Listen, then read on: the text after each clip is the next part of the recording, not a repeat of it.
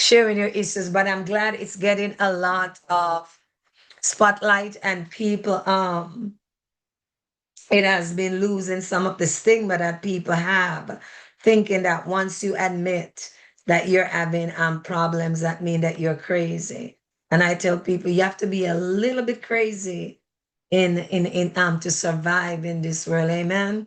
You need to be just a little bit crazy. So we're grateful today that we have um, Lady Kesiah with us, and she's going to be teaching us about the services that are available. She's a licensed behavioral specialist, and she has taught us before, especially in advocating for children. I think that's one of her passions, about the children. So today we're going to hear about children, adults, everyone that need their services. Amen. So without further ado, I'm going to invite Keisha to just take over and begin your session, because I know we're going to run out of time very shortly. But God bless you, and thank you so much for being here today. Thank you, Dr. Monica, for having me today. I was looking forward for this teaching today. I'm excited. Just let me know, can you see my screen? Yes, it says little about me. Okay, so I'm gonna go up for a little bit. So Mhm. welcome everybody to Monica Jones Ministry. I am Kesiah Smith. I am here today to talk about mental health services and what is out there for your children with disability, or if you have an adult child, you have a teenager growing and getting into adulthood. What is available? What can you do? What services can help you? What is out there? What can you get through the insurance, whether are in the community? What do you need for your child in order to make them more mobile, help them to be more independent out in the community? So I always start off with thanking God first. Matthew 6:33 is like my foundation scripture. And so, everything that we do, we should always seek God. So I just want to put that out there, that everything that you do, you should always, talk to God about it, ask God what to do, how to lead you in whatever you want to do, give you the direction that you need, the path that you should take. So without further ado, for those of you who don't know me, again, I'm Kesiah Smith. I work with children and adults, mostly with autism. Some of them have dual diagnosis. I'm a licensed behavior specialist in the state of Pennsylvania. I do case management services in New Jersey. I also am a NAD certified. Hold on, my screen gone. Can you see my screen, Dr. Monica? I can see your screen. It says little about Okay. me. It's still there. Okay, so I'm also a residential counselor. So we're going to group home, and I counsel teenagers, adults, senior citizens in a group home setting. So enough about me. I just want to put a disclaimer out there that information that you're receiving today is for educational and informational purposes only. It do not take the place of your medical doctor or your healthcare provider. If you need more assistance, you can, always ask your PCP or your psychiatrist as to anything medical concern. I know we have a doctor on the line, Dr. Rachel. She maybe will be joining us soon. So if you have medical questions or concern, I can, forward those questions to Dr. Rachel when she joins. So advocating for mental health services. So when we talk about mental health, what are we talking about? We talk about how it affect our emotional and psychological and social well-being. Most people, I think, when I ask everyone, like, what is mental health to you? Everybody always seems to come up with a different definition of what mental health is to them. For some people, it can be a peace, it will be how they cope with life challenges. But it is crucial for managing stress and building relationship with everybody and every day and making decisions. So how does it affect you mentally? So if you have so when we talk about advocating for people with disability, or if you look at my screen, these are some of the diagnoses, like mood disorder will fall under like depression, bipolar. We talk about, oftentimes you hear people talk about anxiety. I'm so anxious, my anxiety is acting up. I'm really nervous. You will hear they talk about they have a carrier diagnosis of general anxiety, the panic disorder. If you can see, I list them in different categories. As you see, personality disorder, you have BPD, which is borderline personality disorder. And of course, you have the psychotic disorder, which you have the schizophrenia, the schizophrenics, where they say like, okay, they're hallucinating, or some things just don't make sense, or I am not feeling myself. I feel like, I'm seeing things, or you hear them say like, I have auditory hallucination. What that mean is like they are hearing voices. Sorry, my background may be a little noisy. I'm gonna shift for a little bit. But then you hear they talk about neurological developmental disorder, which is ADHD, autism spectrum disorder, and of course you have PTSD, you have eating disorder, or anorexia. You say this, the anorexic, where they are bulimic, where they throw up all the time. So I'm gonna just shift for a little bit. Also, so when we talk about PTSD, it most so align with people who was in combat, or people who was in an accident, or they experienced some form of trauma where they get rape, or something of that nature. Then the doctor might diagnose them with PTSD. So it's like something that they traumatize them. You also have the OCD. You also have those who have OCD, the obsessive with things. They line things up, or they keep going back and forth to doing one thing repetitively over and over again. And I just give it like a little bit more breakdown of in categories, where you have the trauma related disorder, which is we talk about the PTSD. And of course, you see most of the times, in the program that I work with, it's called supportive housing program. We have most of the adults, say I'll say 20 going to their 50s, they struggle with substance disorder. So they will carry that diagnosis, addiction, where they need you know IOP programs, which I'm going to talk about later down in this presentation. If you have any questions, feel free to throw it in the chat, and I will review them as I go along. We have some warning sign. What am I looking for when, if somebody say, I have mental disorder? What are some warning signs, especially with our children? What is some things that parents who do not know, who are new to this? What is some things you look for? You look for extreme irritability. You look for lack of interest in activities, trouble sleeping, headaches, asking to stay home from school. And asking to stay home from school too can be also a form of bullying. They may be experiencing some form of, traumatic events, or something happened that is traumatic to them, that, put them in a state like of survival mode, or in a state where they feel like they need to, withdraw.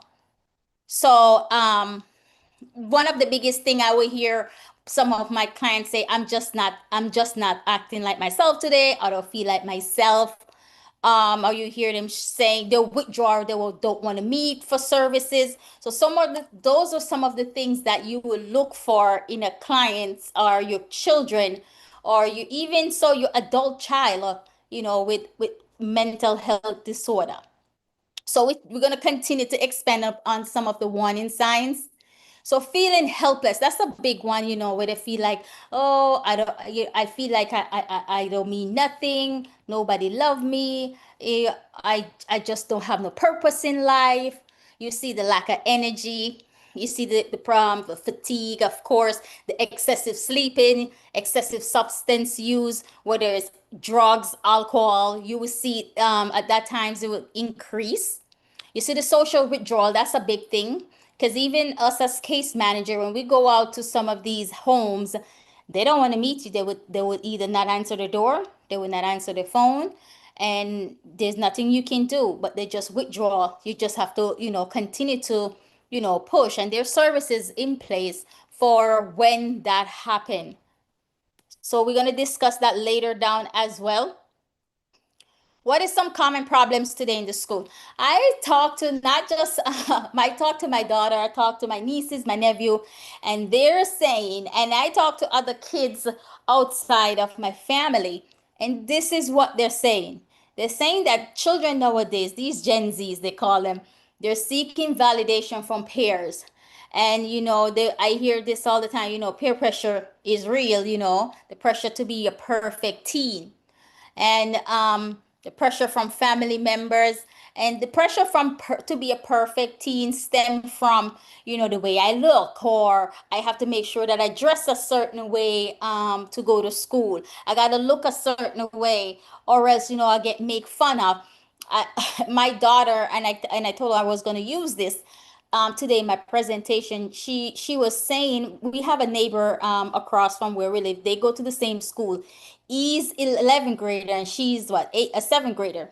So she told me the other day, she said, Mom, he gave me a ride and he dropped me at the corner before he reached the school. He said, I can't be seen with a freshman.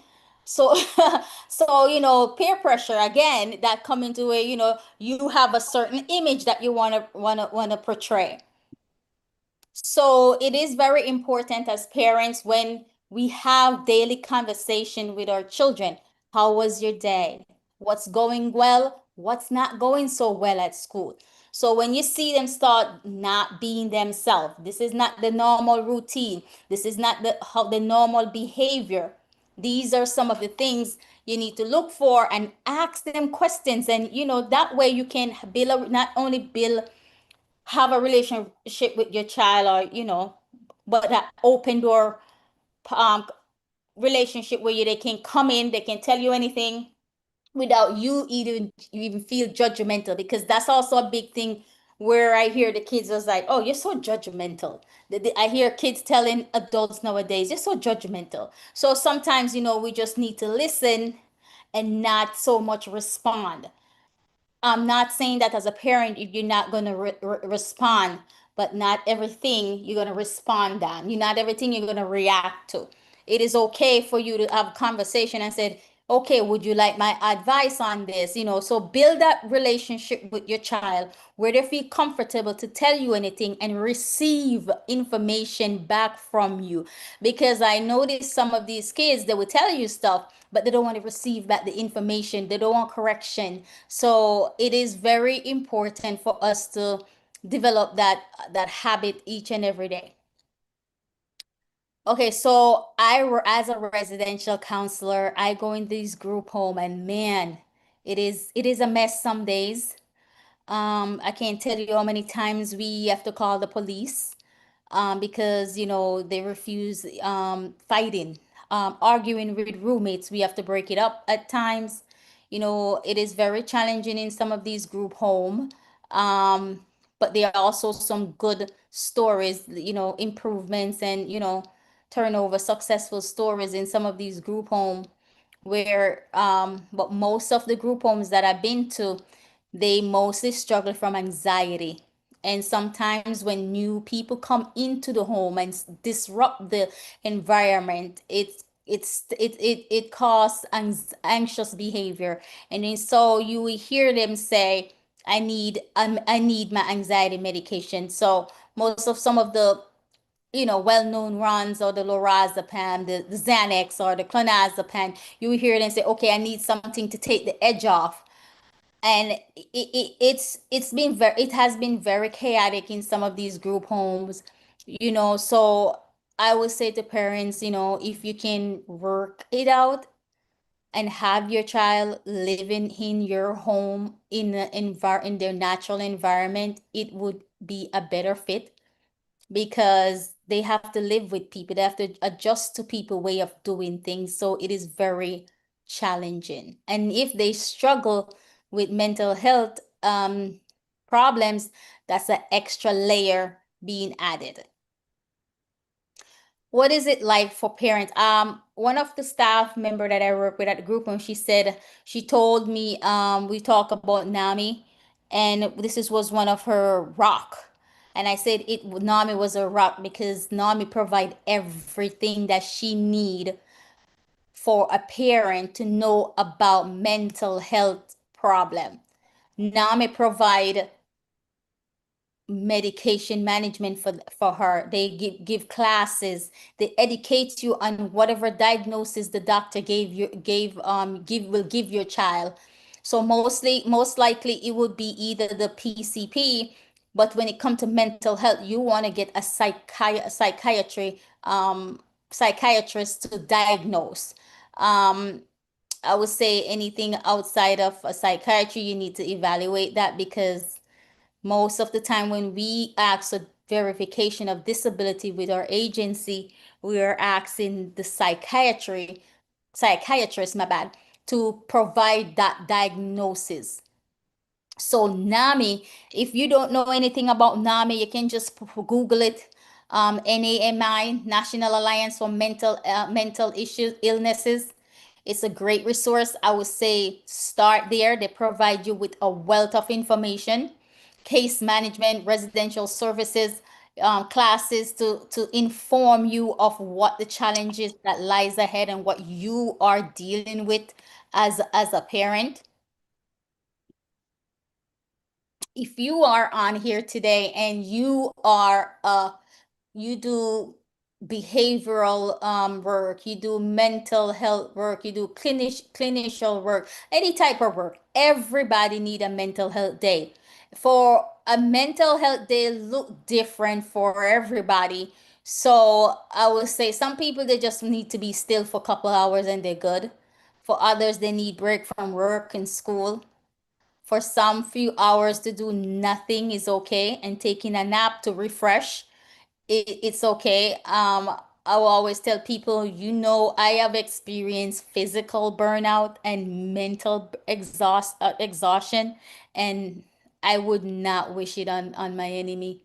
I have to be very honest, and working in the mental health field, oftentimes we get burnout, and especially when you have to juggle a caseload of 20 people. It's like you need to unpack. As a clinician, you need to unpack, and of course you need the therapist need a therapist. Yes. Yes. I think Dr. Yes. Monica, you can agree with me with And every this one. counselor need a counselor. They tell you that. Yes. Yes. So you need somebody to unpack. Oh, no. My coworkers and I, we start at the beginning of the day, we start out on the phone. Okay, we're good. If you need help, call. And throughout the day during the field, one or two person be calling like da, da, da, da, yelling and screaming, and I'm like, oh my goodness, that yes. So the therapist does need a therapist. Mhm. All right, this is the part that everybody should be listening and key focus, because support services, this is big. This is a big one. I want to start off with therapy. All of my clients on my caseload have a therapist. It can be mental health therapy, or it can be just somebody there to provide an extra support, ears to listen, whether you utilize the warm line, but they have to have somebody they're talking to every week, because they when they unpack on you, they just drop everything on you. And I'm saying this to say, sometimes, the parents, what they do, and I said, stop treating your child like you're taking them to get an oil change, because they do that. They drop them off at the therapist, and then they expect like the therapist to fix the problem immediately. It don't work like that. It's a process, even to work on, to get a little bit of, somebody to open up. It takes time. So I always tell parents, it's a process, and sometimes you can't rush the process. You can't, it just don't, it won't happen overnight. And you just have to be patient. Sometimes the behavior, or the situation will get worse before it get better. So the Los Angeles Outpatient Center talk about some of the short-term benefits of receiving therapy. So they talk about relieving of quick symptoms or ease of depression or feeling anxious. They talk about mental clarity, aware of emotional insights and behavioral changes that will happen. Some of the long-term benefit, they talk about emotional control, building long-term emotion stability, which is true, because it boosts the communication and connection with others. So they're not as agitated. They can work on their relationship instead of getting angry or display, aggressive behavior towards family members or friends. And I always like to put this in there, like, mental health, the therapy session, or the therapy process itself maybe not work for some people. It's not for me. Most of the time it's just lack of patient commitment. I know sometimes I have to keep rescheduling appointments for my clients, because they just don't follow up. They will lay in bed and know that they have a session, and they just don't want to go. Or, sometimes it's also a mismatch between therapist and patient, conflict of communication style, or, sometimes then I hear a lot from my male clients. Well, Miss Kesiah, I can't have a female therapist because she don't understand me. She won't understand what it's like if I don't have sex for 2 weeks. She don't know what it's like for a man. So, so he said, I will be able to identify better with a man other than a female, because the female may be looking at it, okay, you can wait, but a man, no, it's not that way. So, and of course we have the inadequate follow up. That's a big one, because sometimes, the services the service, especially the service provider, they do not follow up, and it is very frustrating for the clients.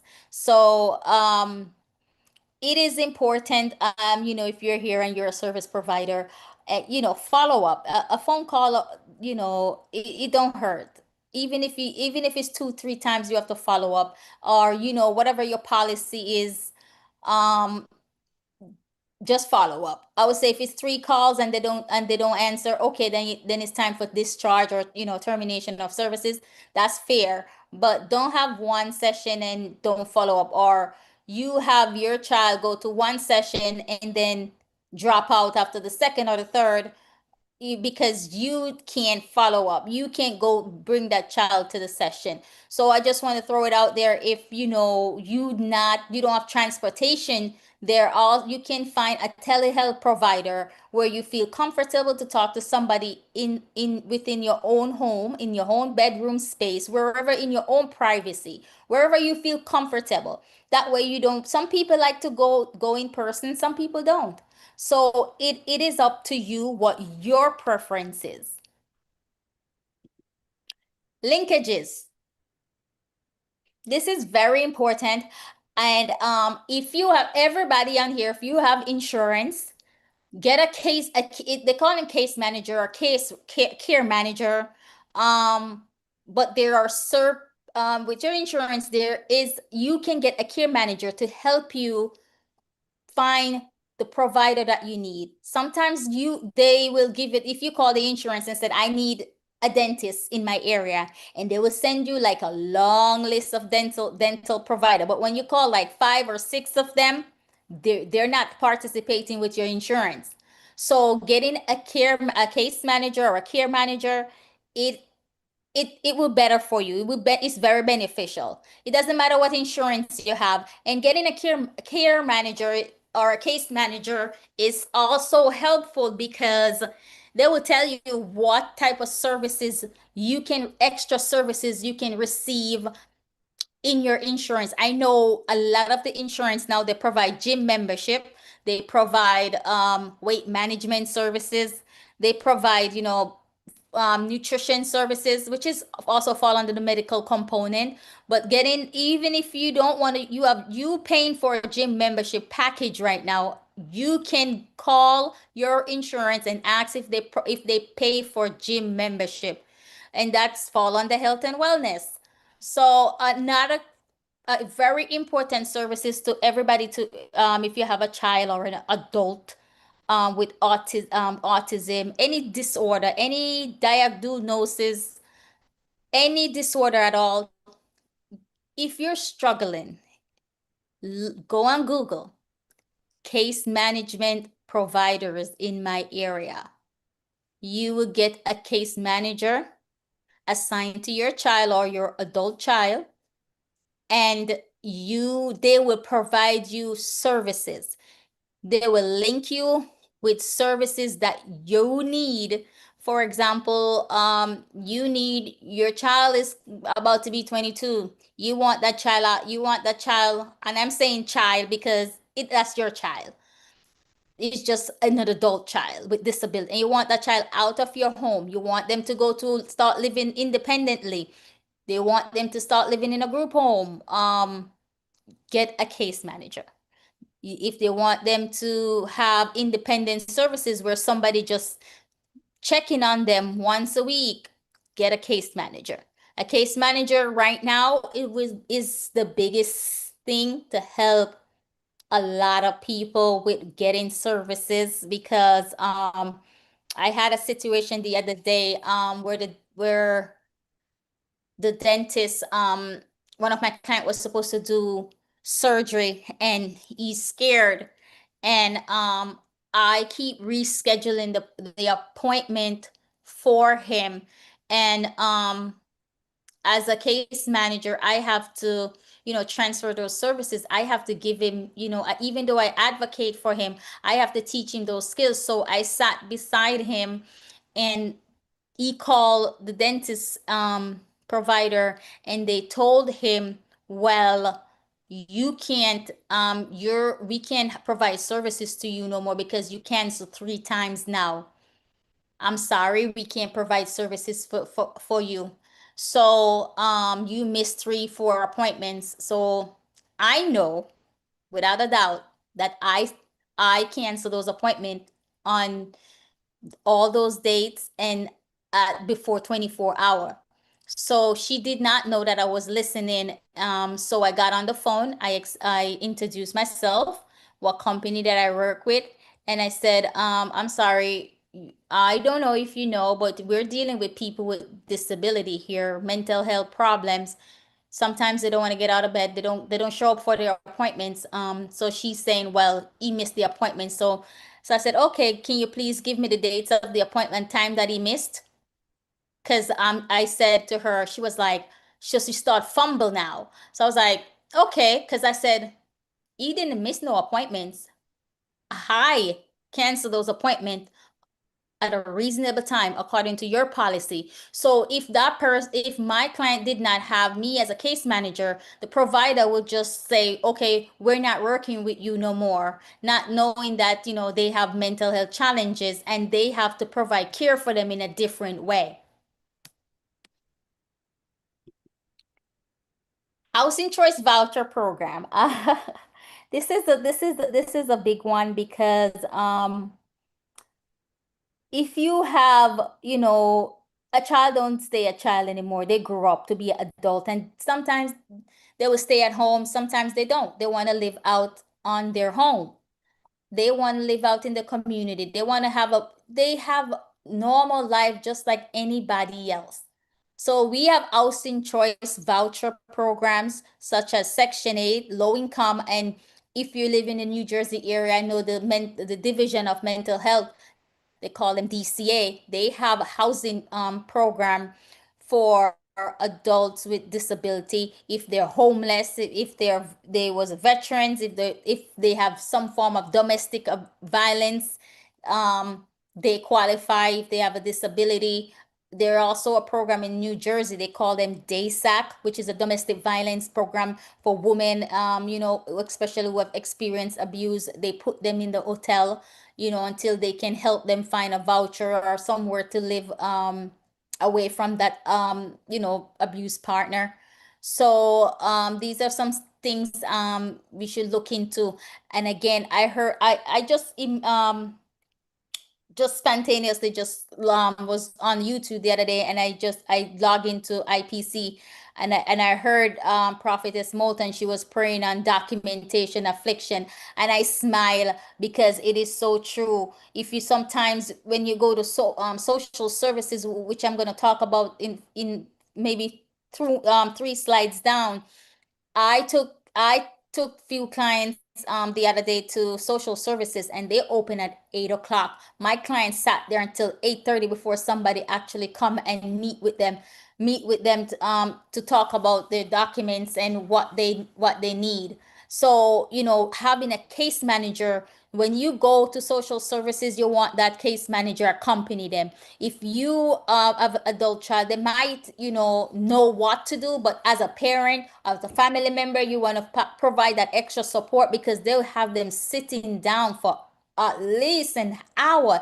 And sometimes I have to be advocating for my clients, like, I'm sorry, my client been sitting here for over an hour now. There's nobody in here. I can clearly see the chairs are empty, but your social workers are in the back and nobody coming to meet with my client. This is very bad. So when I think most of the time when I tell them, okay, I think we're gonna have to call up the chain of command, they step up the game. So you need like a social, a case manager to help you, or a family member who is well equipped with to assist you with some of these programs, because right now the way the insurance is going, some of my clients, they can't get the services. They're telling them they're not paying for some of the medication. I know the other day one of my clients got a letter saying that they're they're billing, they're not participating with CVS anymore because they're not part of their pharmacy network. So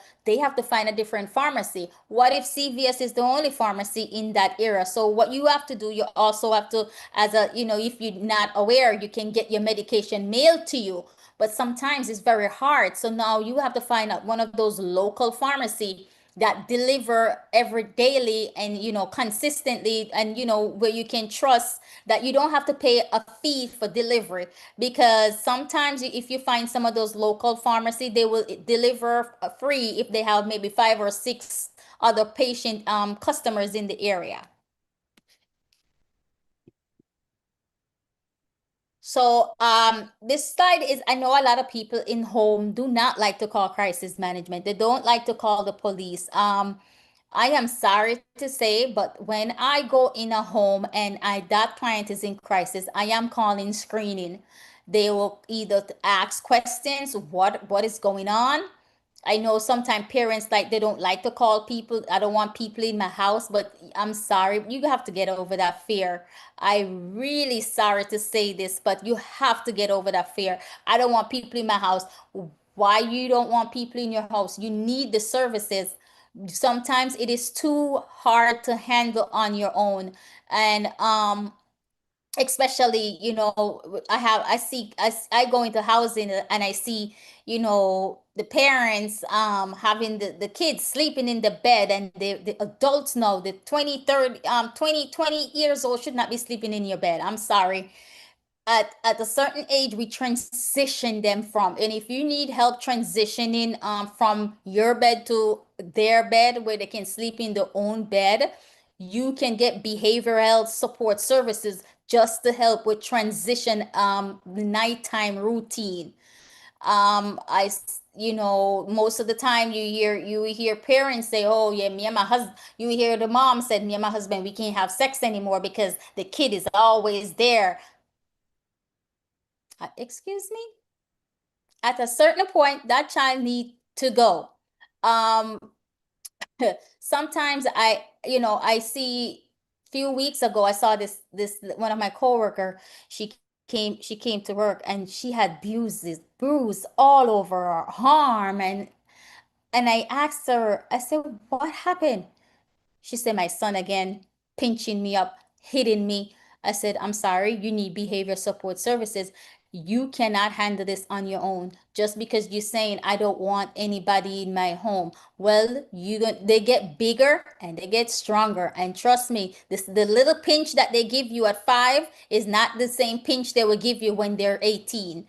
So, crisis, if they need crisis management services, I know they're trying to make it statewide right now, what they call 988 suicide crisis line.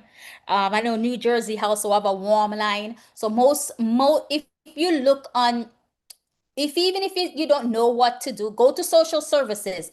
What are some of the services that I have available to me? Or the division of aging is also a good place to call. What services can I get for my child, or for my, the division of aging would be for adults. In the summertime they give like voucher programs for food for farmers market, so they give you a check to get farmers market fresh produce. So these are things that is available to you in your area. All you have to do, just go to social services, ask around, pick up the phone, call 211. I know New York, you can call 211. Pennsylvania, New Jersey, every state of a information line. Google it, Google tell you. If you have Alexa in your home, ask Alexa, just don't sit home without services and getting abused and by your own child. No, it is not okay for your child to hit you. And I know people say, well, and make excuses for, oh, you have a behavioral issue, you have autism, no, it is not okay. So, if you need some of the services, they have that. Yes, if they need, I know a lot of parents are saying they're not for medication. And I can agree. And I can agree with some of the parents, but when the behavior is severe, you really have to take a different route. So they have outpatient services for, especially when they doing medication change. I always tell parents, do not do a medication change in your home. I would say do an outpatient if you don't want your child or your adult child to be sleep out. You still have that fear, but do some form of outpatient therapy where they're going, every day for LPC, or a doctor assistant to check in on them to make sure that the changes are happening, because sometimes when you do medication changes, it can cause problem in a sense where they're sleeping more, they're not eating, or the medication made them violent. So whenever you're doing a medication change, be very mindful of that. Most of the time, I know these psychiatrists, they're very bad, and only a few good ones are out there, and I take off my hats to them, because most of the time you go to a psychiatrist nowadays, they're telling you, okay, tell me what you want and I'll give it to you. You need to be reported. I was getting home services for one of my client the other day, and the doctor, he having struggled with one of his injury on his leg, and so he having a hard time going in and out of the vehicle to go to the doctor. So I set him up with home based services for a doctor, a radical MD, to come out to meet with him. And I noticed the doctor is not coming. And but every 2 weeks, I will hear his assistant calling me. How is the client doing? Any doctor's appointment coming up? Any challenges? So till one day, the assistant called me and said, well, you need to change his insurance and put this doctor as his primary care doctor, because insurance is not covering is appointments. I said, excuse me, what appointment, you should not be billing for the client in the first place, because I sign up with you guys, you have not meet the client face to face. You need to be reported, and you're billing for the client and not meeting with the client. That's Medicaid fraud. And I'm said, as of today, your service is terminated, because you know what, it is not okay for them to call and find out how is the client doing and making a little report and saying that they're meeting with the client when they're not meeting with the client. So you have to know the type of services that you need for your child, or your adult or family member that is struggling with mental health problem. You have the intensive program, like the partial hospitalization program, the IOP program, which is the outpatient program, where they go like on a daily basis, then checking with a therapist, they're checking with the medication, with somebody, with a psychiatrist, they're checking with like group therapy. So they have different type of services that they need.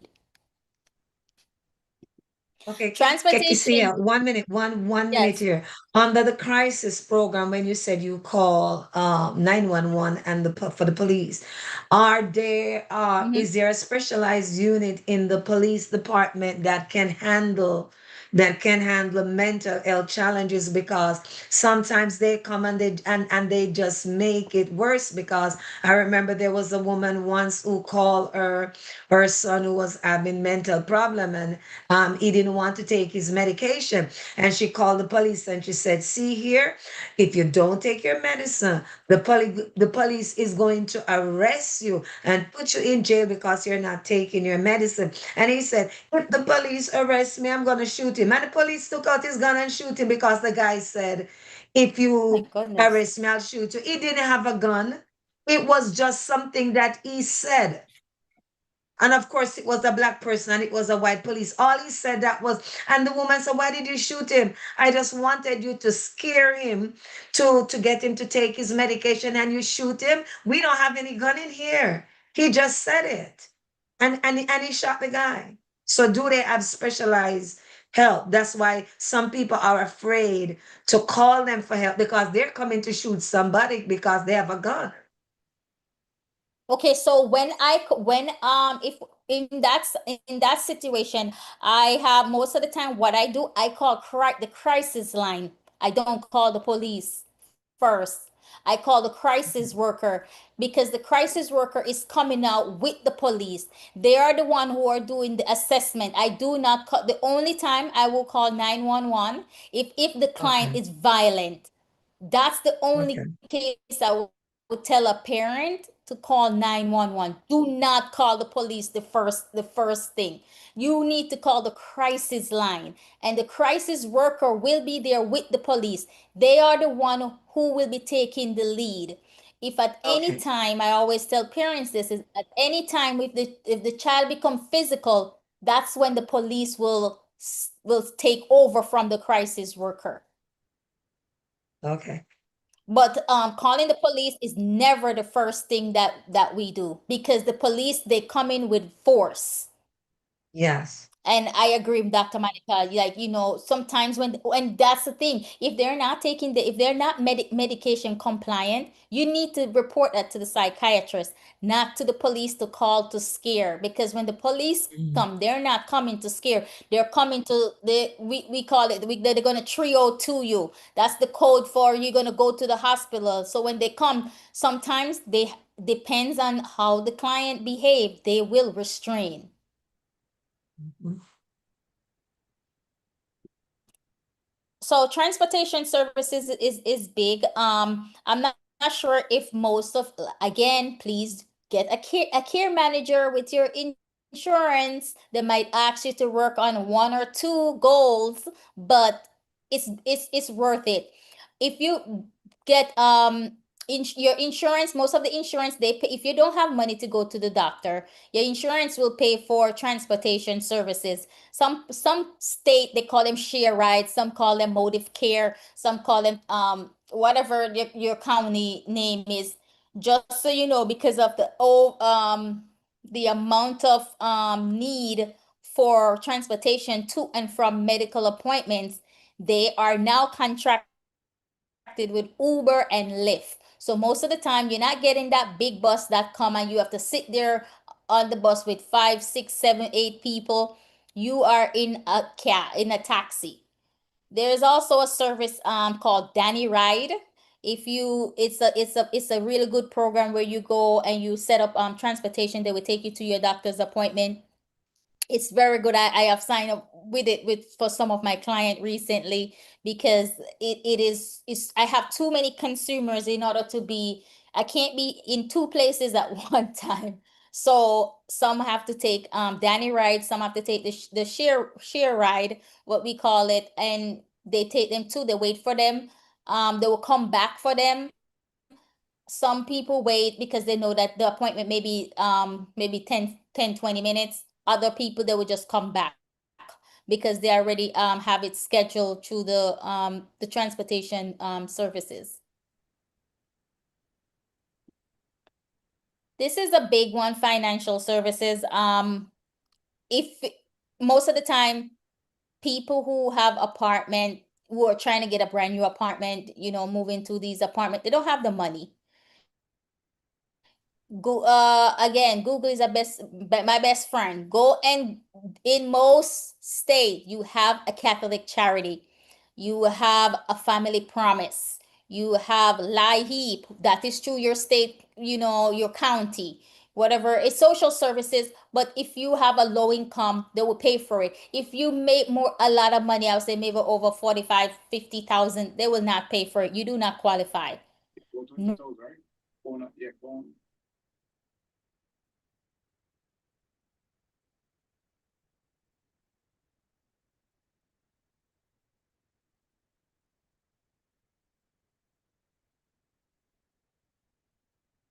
You see, we're not hearing you. You're unmuted, but you're not.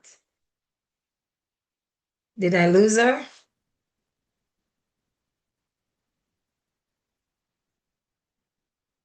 Uh-oh. Okay, so we had a disconnect right there with Kesiah, so we're gonna wait for her to come back. But I hope you're getting the information.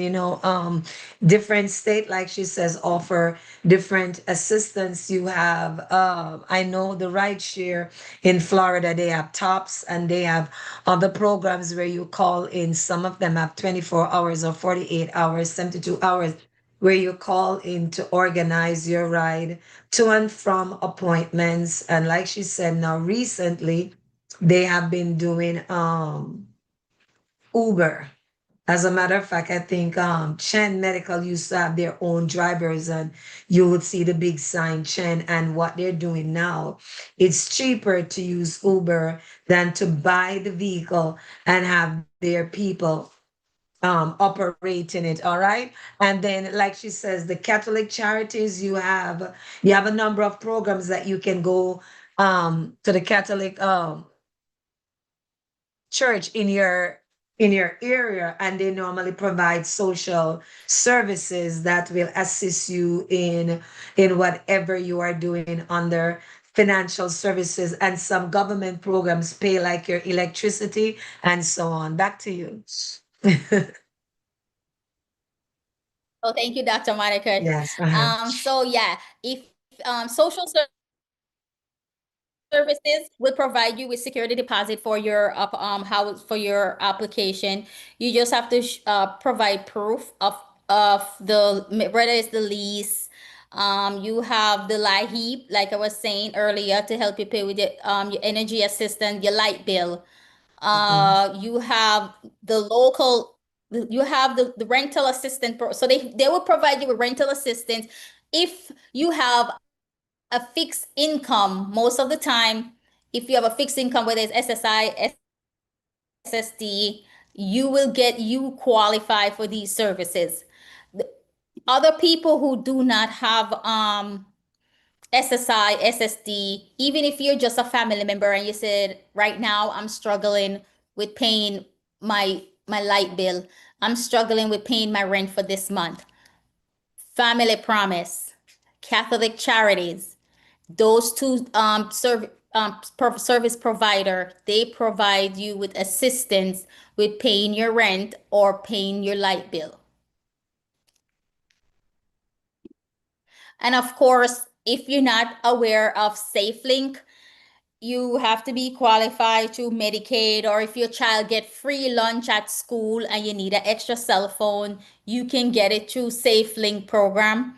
You just have to go online, fill out the questions. It take maybe 20 minutes to do so, and just sign up for a free phone. United Way, one of my best friend, and I say my best friend because I always go to them for services for my clients. If you need food, tax services, you need to some you don't have the money to pay for somebody to get your taxes done. United Way. NorWestCap also provide tax services for people who with low income, or if you don't have any money, they will either give you a waiver and you'll be able to they'll be able to assist you with filing your taxes. Child care, senior care, United Way again. I love United Way. Even if you are struggling again, you say, this month I don't think I can pay my rent. I can't meet it. Contact United Way. Salvation Army. Every state, all I would say, have a Salvation Yeah. Army, a Red Yes. Cross. So any disaster program, Red Cross. I know family members, especially when they're overseas and they can't get their spouse to come home. So you have a child that have to do surgery. You can't get your spouse to come home. The military will not release them. Call Red Cross. Red Cross will pay the ticket and send them and reach out to their commanding officer, and they will send them home because it's considered an emergency. So Salvation Army, Red Cross, they provide food. So pantry, that's another extra services there for food. They also provide financial assistance. They provide a shelter program for if you're homeless, if you don't have anywhere to go. Salvation Army.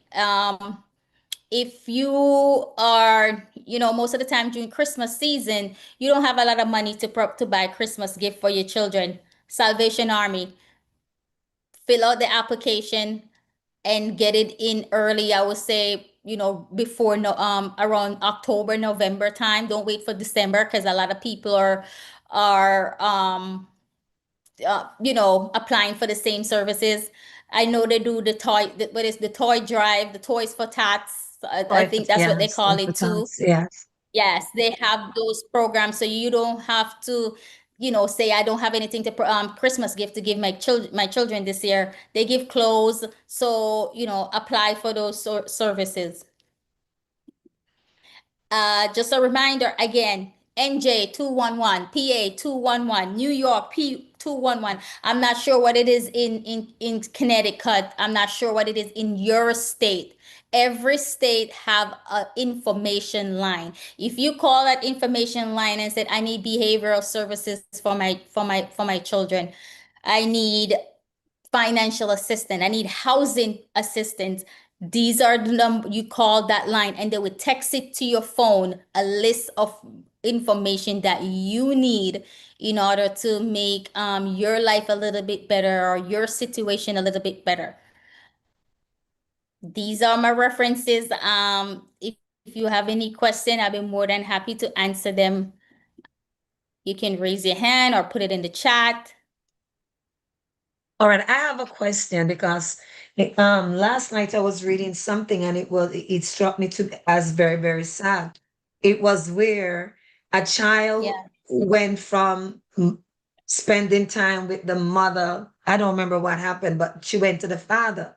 But the father was married and he and his wife was already flagged for child abuse. But it went back to where you were saying about follow up and checking. And the social worker and the case manager and the people assigned to care for that child, they were going back and forth to that house every week, trying to meet with the child and to monitor their progress because they were in a house that the people previously had something against them. And they were never allowed to see the child. The child was napping, or the child don't want to come out. What they would always have a reason not to allow the people who were monitoring that child to see that child. And then the last time, after the last person went back, then the child ended up dead because they were malnourished and they were not feeding the child, they were abusing the child. So, like what you were saying, that when you go to the house and they don't want to open the door and they don't feel like seeing you, what do you do in that situation when you go to the house, you're doing your job and you're following up and you go to the house and they're not, the parents or whoever, the adults are not allowing you to come in to monitor, to talk with, and to assess the child, how they're doing? What do you do in that situation? So in that situation, when I go out to the client and they don't want to open the door, my next call is to the landlord or the police.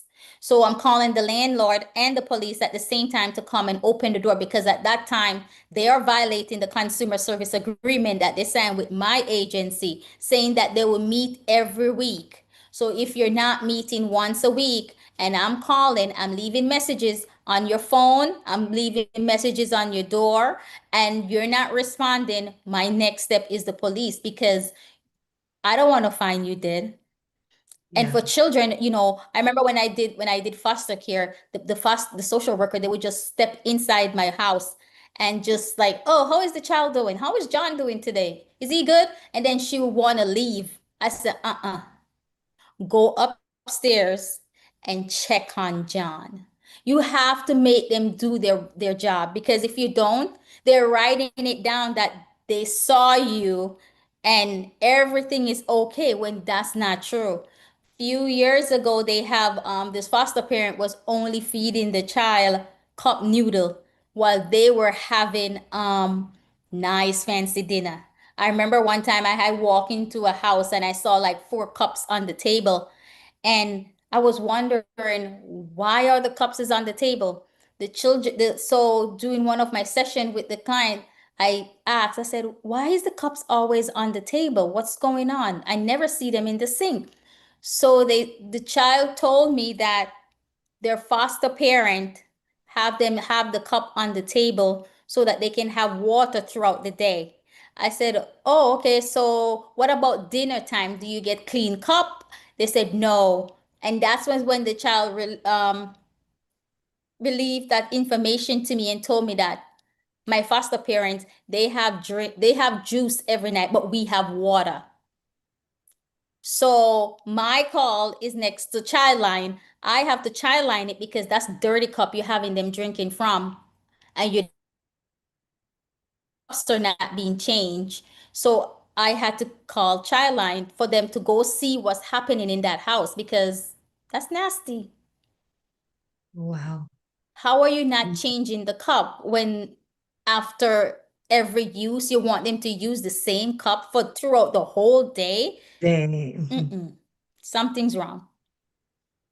okay. So So yeah, that you was have one. to So you let them call the check. police. You have Yes. to Yeah, do yeah. have them check. Okay.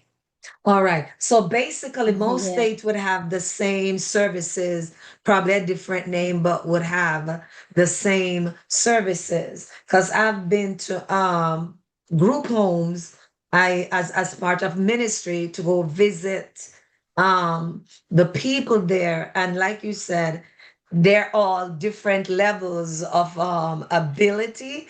Because I Mhm. remember I used to visit this group home every week, and one person goes to the gym twice per week. So on a Wednesday and a Friday, that one had the vehicle to come and take him to the gym. And then one person was going to the senior center like once per week, but the rest of them could not go anywhere.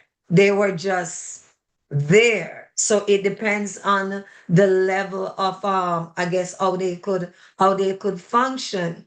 And it depends also on the care that they give to them, because I used to give food to this group home, and the aide would tell me these people eat so much that they eat a lot of food. So I would take food to give them so that they never have to run out of food and say, oh, we can't give them that. So I said, to make sure. that they have food. So it all depends. Now, is there anybody else with any question? Oh, one more question I was asked thinking. Have you seen Yes, an increase of mental health among 20 and under? Have you noticed an increase? yes, absolutely. And some of the programs that they don't have, like, I know for my county, it is so bad. And I can say it, in Warren County, New Jersey, there's not a lot of service provider. And the amount of people have so much struggle with mental health problem, it is bad.